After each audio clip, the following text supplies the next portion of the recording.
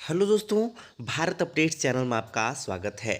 और दोस्तों आप सुबह की 13 बड़ी खबरें 13 बड़ी अपडेट्स आप सभी के लिए लेकर यहाँ पर आ चुका हूँ। आज है 10 मार्च 2021 बुधवार। दोस्तों एचपीयू ने जारी किए इनके रिजल्ट। और इसके अलावा दोस्तों इन कोर्सों के लिए प्रवेश परीक्षाएं अप्रैल में एचपीयू ने जारी की इनकी डेट शीट। तो डेट शीट भी दोस्तों अलग से आई हुई है, ठीक है। और जो रिजल्ट है वो अलग से हैं। और 11 निगम और बिजली बोर्ड करोड़ों के घाटे में, बैंकों में 4 दिन प्रभावित रहेगा कामकाज। ओके।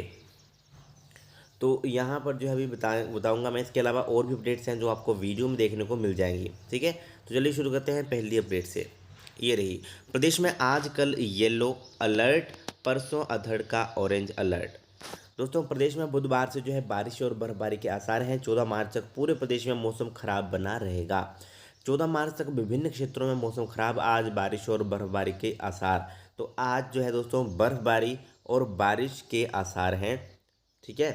तो यहाँ पर बात कर लेते हैं जिलों शिमला, सोलन, सिरमौर, मंडी, कुल्लू, चंबा में बुधवार और वीरवार को अधड़ का येलो अलर्ट है। 12 मार्च को मध्य पर्वतीय क्षेत्रों जिलों के साथ मैदानी क्षेत्रों में ऑरेंज अलर्ट जो है जारी किया गया है। मंगलवार को पूरे प्रदेश में मौसम साफ रहा। धूप खिलने से अधिकतम तापमान में 4 डिग्री की बढ़ोतरी दर्ज की गई है। तो ये कुछ दोस्तों यहाँ पे अपडेट है, ठीक है। इसके अलावा चंबा में दूसरे दिन भी लगा भूकंप का झटका। जिला चंबा में मंगलवार को दूसरे दिन भी भूकंप का झटका लगा। दोपहर 12:24 बजे जो है धरती थरथराने से खौफजदा लोग खुले मैदान के में पहुंच गए। तो ये कुछ दोस्तों यहाँ पे अपडेट है। चलिए नेक्स्ट अपडेट ये रही, हिमाचल में 24 घंटों के दौरान आए कोरोना के 42 नए केस। कांगड़ा 13, ऊना 9, शिमला 7, बिलासपुर 4। कुल संक्रमित संख्या हुई 59,239। सक्रिय मामलों की संख्या हुई 621। आज 37 हुए ठीक। अब तक 57,616 हुए स्वस्थ। तो ये है दोस्तों लेटेस्ट कोरोना की अपडेट। चलिए नेक्स्ट अपडेट ये रही, देश के प्रथम मतदाता ने लगवाई कोरोना वैक्सीन। श्याम शरण नेगी बोले, टीका अवश्य लगवाएं, तभी बचेंगे महामारी से, कोई विपरीत असर नहीं। तो ये कुछ दोस्तों यहाँ पे अपडेट है। देश के प्रथम मतदाता 104 वर्षीय श्याम शरण नेगी ने मंगलवार को कोविड वैक्सीन की डोज लगवाई। स्वास्थ्य विभाग के जिला निगरानी अधिकारी डॉक्टर कविराज के नेतृत्व में प्राथमिक स्वास्थ्य केंद्र कल्पा में श्याम शरण नेगी को टीका लगाया गया। टीका लगाने के बाद श्याम शरण नेगी ने कहा कि वह पूर्ण रूप से स्वस्थ है और टीका लगाने से कोई भी तकलीफ नहीं हुई है और ना ही कोई विपरीत असर पड़ा। उन्होंने देशवासियों को आग्रह किया, अब भी अपनी अपनी बारी आने पर जो है कोविड का टीका अवश्य लगवाएं, तभी कोरोना से महामारी से बचा जा सकता है। ठीक, तो ये दोस्तों यहाँ पे अपडेट है। प्रदेश में कोरोना के 54 नए मामले, 2 की मौत। तो ये आपको मैं बता ही चुका हूँ, ठीक है। वो पहले बताया, वो ऑफिशियल था।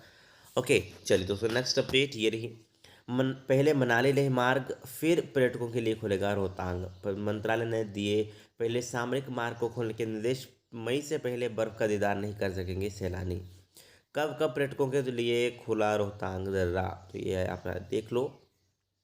पर्यटकों की पहली पसंद रोहतांग रहा। 13,050 ऊंचे रोहतांग दर्रा के समय से पहले खुलने की उम्मीदों को झटका लगा है। सीमा सड़क संगठन पहले सामरिक महत्व के 427 किलोमीटर लंबे मनाली लेह मार्ग को बहाल करना चाहता है और बीआरओ ने पूरी ताकत लगा दी है। इसके बाद ही अप्रैल माह के दूसरे सप्ताह में जो है रोहतांग दर्रा को जो है खोलने के लिए अभियान शुरू होगा। हालांकि बीआरओ अमूमन फरवरी के अंत या फिर मार्च के पहले सप्ताह से मनाली के गुलाबा से बर्फ हटाने का काम शुरू करता आया है, मगर इस बार रोहतांग दर्रा से में जो है पिछले 100 सालों में सबसे कम बर्फ हुई है। ऐसे में उम्मीद थी इस बार बीआरओ अप्रैल माह में ही दर्रा की सैलानियों के लिए खोल देगा। हालांकि फरवरी में बीआरओ ने 1 मार्च से पूजा अर्चना के साथ गुलाबा से बर्फ हटाओ अभियान को शुरू करने की तैयारियां शुरू कर दी हैं। तो ये कुछ दोस्तों यहाँ पे अपडेट है, पूरा आप यहाँ पे पढ़ना चाहो तो पढ़ सकते हो, ठीक है। चलिए नेक्स्ट अपडेट ये रही, ऊना नालागढ़ कोटखाई में लेवल 3 के ट्रॉमा सेंटर मंजूर। स्वास्थ्य मंत्री बोले, 8.29 करोड़ का बजट जारी, केंद्र सरकार ने दी बड़ी राहत। मेडिकल कॉलेजों में चरणबद्ध तरीके से लगेगी एमआरआई मशीनें सैजल।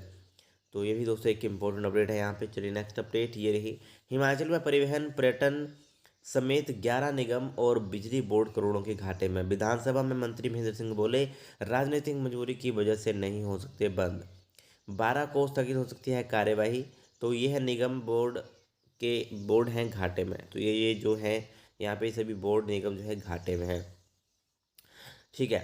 चलिए नेक्स्ट है हिमाचल पथ परिवहन निगम, राज्य पर्यटन विभाग, विकास निगम समेत तो 11 निगम और बिजली बोर्ड करोड़ों के घाटे के चल रहे हैं। बजट सत्र के 9वें दिन मंगलवार को विधानसभा में प्रश्नकाल के दौरान यह जानकारी जल शक्ति मंत्री महेंद्र सिंह ठाकुर ने दी है। तो ये कुछ यहाँ पे अपडेट है, पूरा आप पढ़ना चाहो तो यहाँ पे पढ़ सकते हो। ठीक, चलिए नेक्स्ट अपडेट ये रही।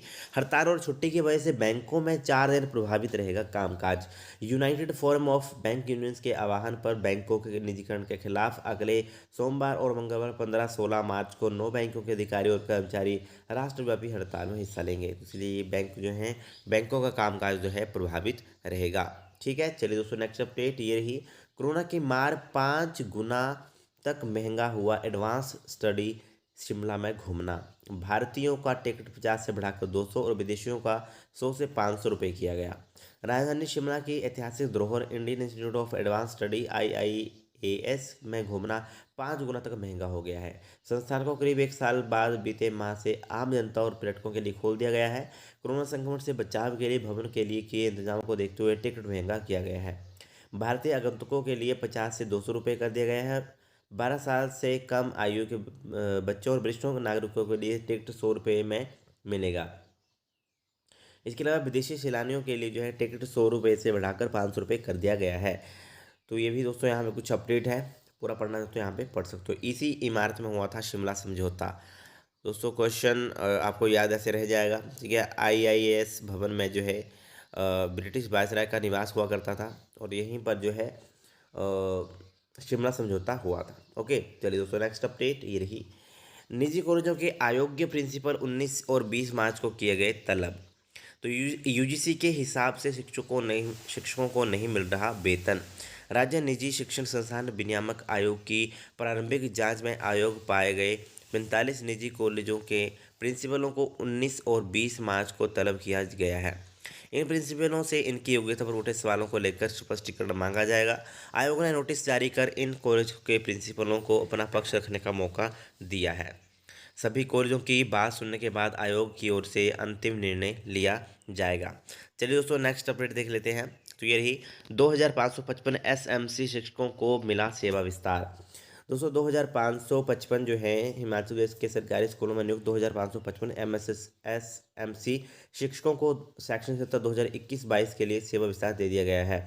इसकी अधिसूचना जो है जारी कर दी गई है और वेतन में जो है 500 रुपये की बढ़ोतरी की गई है। चलिए दोस्तों नेक्स्ट अपडेट देख लेते हैं। तो ये रही 103 अभ्यर्थियों ने पास की सहायक प्रबंधक की परीक्षा। तो राज्य सहकारी बैंक में सहायक प्रबंधक के 28 पदों को भरने के लिए हुई लिखित परीक्षा का परिणाम घोषित हो गया है। 103 अभ्यर्थियों ने पास की है इसकी परीक्षा और इन अभ्यर्थियों के लिए 15 से 20 मार्च के बीच पर्सनैलिटी टेस्ट होंगे। 11 अक्टूबर 2020 को इसकी लिखित परीक्षा हुई थी। चलिए दोस्तों नेक्स्ट अपडेट देख लेते हैं। तो ये रही अप्रैल में कोर्सों के लिए प्रवेश परीक्षाएं करवाएगा इग्नू। तो इग्नू जनवरी 2021 के लिए MBA BEd BSc और पोस्ट बेसिक नर्सिंग कोर्स में प्रवेश के लिए 11 अप्रैल को प्रवेश परीक्षाएं करवाएगा। तो दोस्तों इसके लिए जो है पंजीकरण की प्रक्रिया शुरू कर दी गई है और 20 मार्च पंजीकरण के लिए अंतिम तिथि तय की गई है। तो 20 मार्च तक आप इसमें रजिस्ट्रेशन कर सकते हो और इग्नू की वेबसाइट से पंजीकरण किया जा सकेगा। इग्नू के नए UG PG कोर्स में प्रवेश और पुनः पंजीकरण की प्रक्रिया जारी है। इसके लिए 15 मार्च अंतिम तिथि जो है तय की गई है, इनकी लास्ट डेट तय की गई है। ठीक है, तो इसके लिए आप अगर करना चाहते हो रजिस्ट्रेशन अप्लाई तो कर सकते हो। ठीक, नेक्स्ट अपडेट ये रही। HPU ने घोषित किया MA अंग्रेजी परीक्षा का परिणाम। तो दोस्तों यहाँ पर हिमाचल प्रदेश विश्वविद्यालय ने जो है MA अंग्रेजी BHMS की परीक्षाओं के परिणाम घोषित कर दिए हैं। ओके, इसके साथ ही BDS चौथे वर्ष का परिणाम भी घोषित किया गया है। इसे विश्वविद्यालय की वेबसाइट पर छात्रों के लिए उपलब्ध करवाया गया है। इधर BA LLB ऑनर्स की परीक्षाओं की डेटशीट भी जारी की गई है। तो BA LLB ऑनर्स की डेटशीट भी जारी हो चुकी है और यह परीक्षा 24 मार्च से शुरू होगी और 29 अप्रैल तक चलेगी। विश्वविद्यालय MDS कोर्स पार्ट 1 की अनुपूरक परीक्षाएं भी 22 मार्च से करवाएगा। तो दोस्तों ये थे आज की कुछ मोस्ट इम्पोर्टेंट अपडेट्स ओके, जितनी भी अपडेट्स थी मैंने आपको सभी की सभी यहाँ पे बता दी हैं, और जैसे ही इनका मुझे पीडीएफ मिलता है मैं आपको अपने टेलीग्राम चैनल के ऊपर प्रोवाइड करवा दूंगा। ठीक है, जितने भी पीडीएफ होते हैं, जितने भी नोटिफिकेशन होते हैं, मैं आपको टेलीग्राम के ऊपर ही प्रोवाइड करवाता हूँ। टेलीग्राम चैनल का नाम है भारत अपडेट्स, तो वहाँ पर जिन्होंने ज्वाइन नहीं किया है वो सभी भी ज्वाइन कर सकते हैं। ठीक है, और चलिए फिर, थैंक यू।